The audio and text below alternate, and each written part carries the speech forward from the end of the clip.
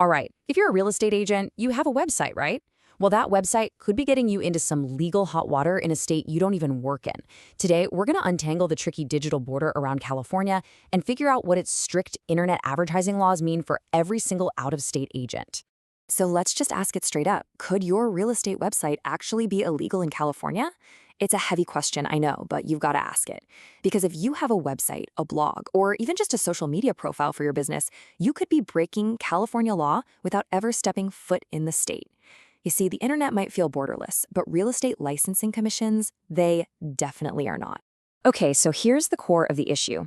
The California Department of Real Estate, we'll call it the DRE, believes that any online ad a California resident sees counts as soliciting business in their state. Yeah, that means your website, even if it's based in, say, Texas or Florida, could get flagged for trying to drum up business in San Diego. So that begs the question, right? What exactly does California count as doing business? Well, it all comes down to a specific list of activities that require a license. Let's take a look. And when you look at the list, it is incredibly broad. It's not just the obvious stuff like selling or buying a house. We're also talking about soliciting tenants for a rental or even negotiating property loans. So if your website simply offers to do any of these things for someone who happens to be in California, the DRE says you fall under their rules. And you really don't want to get on the wrong side of the DRE. They are not messing around. If they find out you're doing any of this without a California license, even if it's completely by accident through your website, they can hit you with some pretty serious penalties. Their number one tool is something called a desist and refrain order. And yes, it sounds just as serious as it is.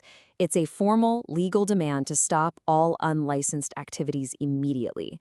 Not only is that a big black mark on your professional record, but it could actually put your licenses in other states at risk too.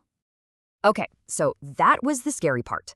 But here's the good news. Staying on the right side of the law is actually pretty straightforward. The DRE has laid out two very clear paths for out-of-state agents to follow. You basically have two choices. Path A is simple. If you actually plan to do business in California, you've got to get a license there. Makes sense. But for most of us, Path B is the practical route. And that's all about using a very specific legal disclaimer on all of your online materials. So let's focus on Path B, because this is the key for most out-of-state agents.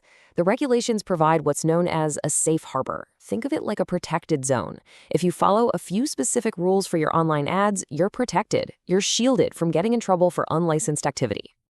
These three rules are basically your compliance checklist. It's pretty simple.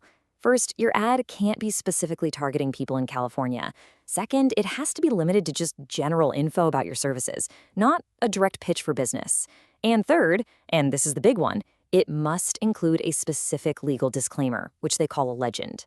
And here is. This is the magic sentence, word for word, straight from the regulations. You need to put this sentence somewhere, clearly on your website, in your social media bios, on any online ads, because this is your primary shield. It is an unmistakable message to any California residents that your services are not for them. Now, that's the main disclaimer, but the DRE actually gives us a couple of other options that might be a better fit for your specific business, depending on how many states you're licensed in. So this first alternative is kind of an inclusive disclaimer. It's perfect if you're only licensed in a few states. You just clearly list out the states where you are allowed to do business. This defines your market, and by leaving California off the list, you're implicitly excluding it. And then you have the flip side, the exclusive disclaimer. This one is a real game changer for agents and brokers who are licensed in a whole bunch of states. I mean, instead of listing 20 states you can work in, it's way easier to just list the few, like California, where your offer isn't valid. So at the end of the day, it all boils down to this. A clear, easy to see, and correctly worded disclaimer is your absolute best defense. It communicates your professional boundaries, it shows respect for California's laws, and it protects your business from a very costly legal headache. So, I'll leave you with this. As soon as this is over, go check your website, check your social media bios, your online ads, and ask yourself, is my disclaimer there? Is it easy to find, and does it meet California's safe harbor rules? Because in the world of online real estate, that simple, clear digital border is your most important asset.